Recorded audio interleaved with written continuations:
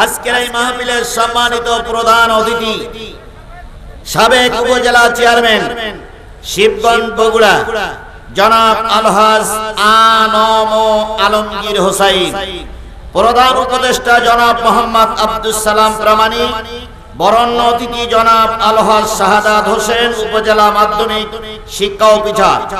আজকের এই মাহফিলের অন্যান্য দাওয়াতি অতিথিবৃন্দ, আজকে আলোচক বৃন্দ আলোচনা করেছেন হযরত মাওলানা রুহুল আমিন জিহাদি নাটুরি, আলোচনা করেছেন হযরত মাওলানা ফেরদাউস রহমান সরকার সহ আমন্ত্রিত অতিথিবৃন্দ, দাওয়াতি অতিথিবৃন্দ, বিশেষ অতিথিবৃন্দ,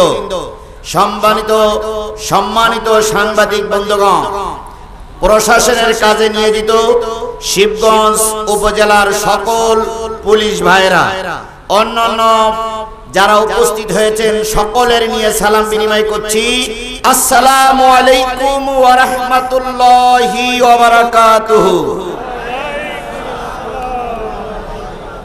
শুকরিয়া আদায় করছি সেই মালিকের, যে মালিক দীর্ঘ 15-16টা বছর পর স্বাধীনভাবে আমাদের দেশে কথা বলার মতন শক্তি সামর্থ্য দান করেছেন।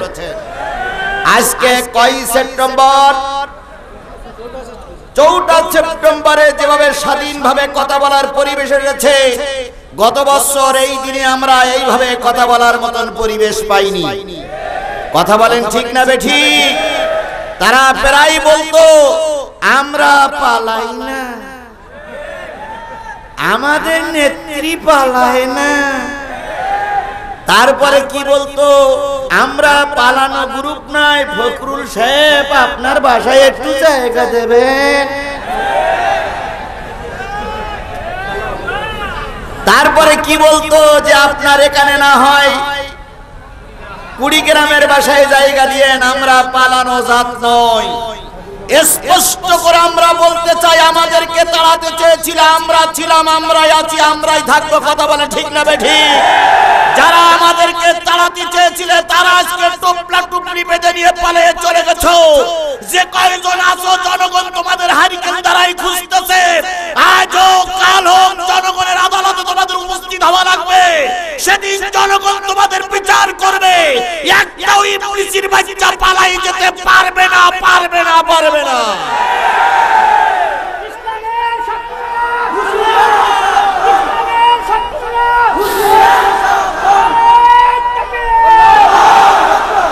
আর একজন তো প্রায় বলতো খেলা হবে, প্রায় বলতো না খেলা হবে। একজন কবি, একজন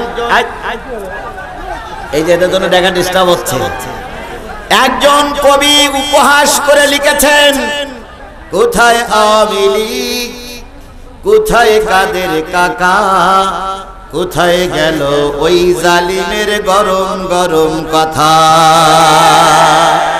কোথায় আওয়ামী লীগ, কোথায় কাদের কাকা, কোথায় গেল ওই জালিমের গরম গরম কথা।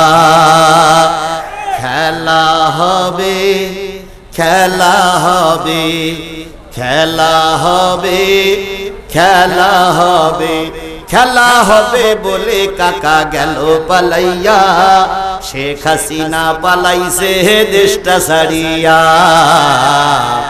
জনগণ শান্তি পাইল ফিরিয়া।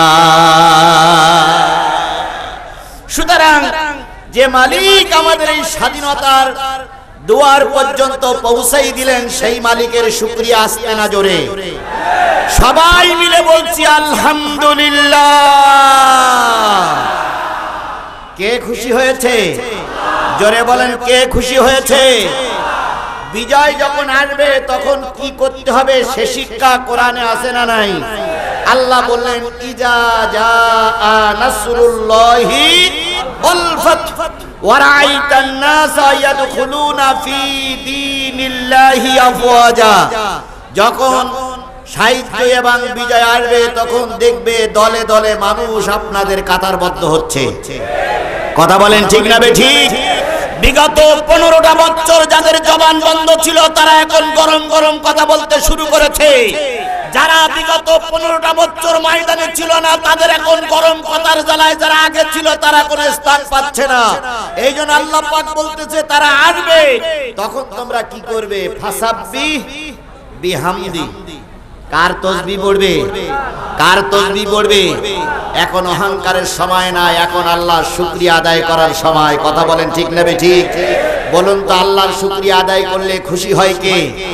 তাহলে আমাদের এই দিনটা যে আল্লাহ দিলেন সেই আল্লাহর শুকরিয়া আমরা করব কি করব না? আবারও বলছি আলহামদুলিল্লাহ।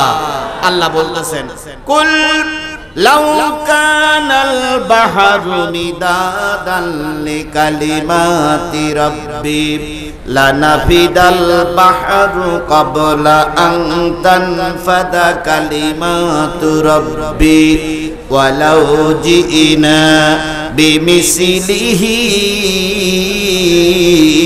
মাদাদা। কার কথা? কোরআন তেলাওয়াতের পরে যদি কেউ আল্লাহু আকবার বলে আল্লাহ তার জান্নাতে যাওয়ার পথ পরিবেশ করে, জান্নাতে যাওয়ার পথ সুগম করে দেন। এইজন্য সবাই বলছে আলহামদুলিল্লাহ, সবাই বলছে আল্লাহু আকবার। কুল্লাউ কানাল বাহর, হে নবী আপনি বলে দিন পৃথিবীতে যত সাগর আছে, পৃথিবীতে যত নদ নদী আছে, পৃথিবীতে যত খাল বিল আছে, পৃথিবীতে যত পুকুর পুষ্করিণী আছে, সব খাল বিল সাগর নদ নদীর পানিগুলো যদি কালি হয়ে যায়, পৃথিবীতে যত দাঁড়ানো গাছ আছে সব দাঁড়ানো গাছগুলো যদি কলম হয়ে যায়, পৃথিবীতে সমান্তরাল যত জমি আছে সব জমিগুলো যদি কাগজ হয়ে যায়, দাঁড়ানো গাছ নামক কলম দিয়ে, সাগরের পানি নামক কালি দিয়ে, আর সমান্তরাল জমির উপরে কাগজ নামক জমির উপরে তোমার রবের কথা শুরু করো, লিখতে লিখতে লিখতে লিখতে একদিন সব শেষ হয়ে যাবে। আর একটা সাগরের পানিও যদি নিয়ে আসো সেটাও শেষ হয়ে যাবে, তবু তোমার রবের কথা লিখে শেষ করা যাবে না। সেই রব আপনার রব, আমার রব। কথা বলেন ঠিক না ঠিক? আমরা সেই রবের সাহায্য পেয়েছি, এই জন্য সেই রবের আবার শুকরিয়া আদায় করছি আলহামদুলিল্লাহ। সর্বকালের সর্বশ্রেষ্ঠ মহামানব, যার আদর্শে আদর্শিত হয়ে আমি নিজেকে উম্মত বলে দাবি করি, যার আদর্শ আমার মাথায়, যার আদর্শ আমার মুখে, যার আদর্শ আমার গায়ে, সেই নবীর নামে দুরূদ আর সালাম সবাই মিলে বলছি সাল্লাল্লাহু আলাইহি ওয়াসাল্লাম। বন্ধুগণ, অনেক কষ্ট করে আপনারা বসে আছেন কাদার উপরে। আপনাদের সঙ্গে আমি যদি বসতে পারতাম তাহলে আমি নিজেকে ধন্য মনে করতাম, কিন্তু আপনারা বসে আছেন কাদার উপরে, খুব কষ্ট লাগতেছে। এই কষ্ট করে এসেছি আমরা কি শোনার জন্য? সবাই মিলে বলুন, কি শোনার জন্য এসেছি? আমরা কোরআন শুনতে চাই, কোরআন জানতে চাই, কোরআন বুঝতে চাই, কোরআন নিয়ে নিজের জীবন গঠন করতে চাই। কথা বলুন ঠিক না ঠিক? তাহলে কোরআন শুনবো আমরা। আপনারা সবাই কি কোরআন শুনতে রাজি আছেন? কোরআন এমন একটা জিনিস যেখানেই থাকে সেখানেই মানুষ ছুটে যায়।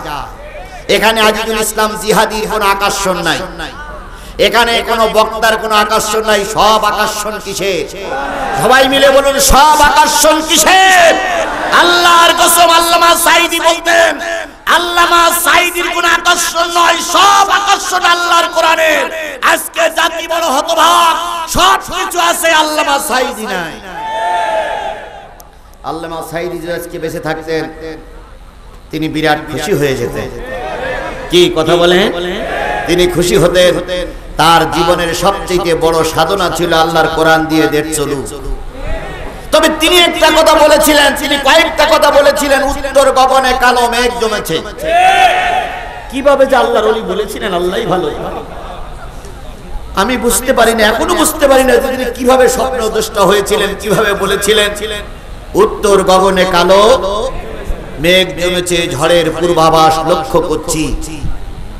যদি শক্ত হাতে মোকাবেলা করতে না পারো, এমন অমাবস্যার গাঢ় কালো আধার নামবে যার সবে সাথে অসম্ভব। কথাটা কি হাড়ে হাড়ে সত্য পরিণত হয়েছিল? আমরা হাজারো চেষ্টা করে এই জালেমদের মোকাবেলা করতে পারিনি। কথা বলেন ঠিক না ঠিক? আমরা 4 তারিখ পর্যন্ত বুঝেছিলাম যে এই জালেমদের হটানো সম্ভব নয়, 5 তারিখ সকালবেলা যেদিন ওনারা চলে গেছে সেদিন আমি ছিলাম সমাবেশে, ছাত্র জনতার সমাবেশে আমি নিজে উপস্থিত ছিলাম। সেদিনও আমাকে বক্তৃতা করতে বলা হয়েছিল, কিন্তু আমার সংগঠনের নেতৃবৃন্দ বলল যে আপনি সামনে যাবেন না, গিলি বসবে, যেটা মনে হয় দলীয় কোনো প্ল্যাটফর্মে হচ্ছে। আমাকে সামনে যেতে দেওয়া হলো না। ওই দিন আমরা বুঝেছিলাম আজকের ভিতরে এই পেটনির বাচ্চা পেটনির টোপলা টুপলি গোছাতে বাধ্য হবে। গেল তাই, কিন্তু উনি বলেছিলেন অমাবস্যার কালো রাত আসবে। আমরা 15টা বছর সেই রাত পার করেছি। কথা বলেন ঠিক না বেঠি? 15 বছরের ভিতরে এমন লোক আছে যারা রাতে একদিনও পর্যন্ত ঘরে ঘুমাতে পারেনি। অনেকের বাড়ি ঘর ভেঙে তছনছ করা হয়েছে।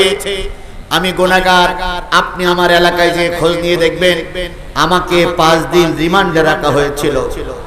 কি অপরাধ করেছিলাম আমরা? 5 দিনের ভিতরে আমার এই চোখ শুধুমাত্র উযু করার সময় ছাড়া খোলা হয়।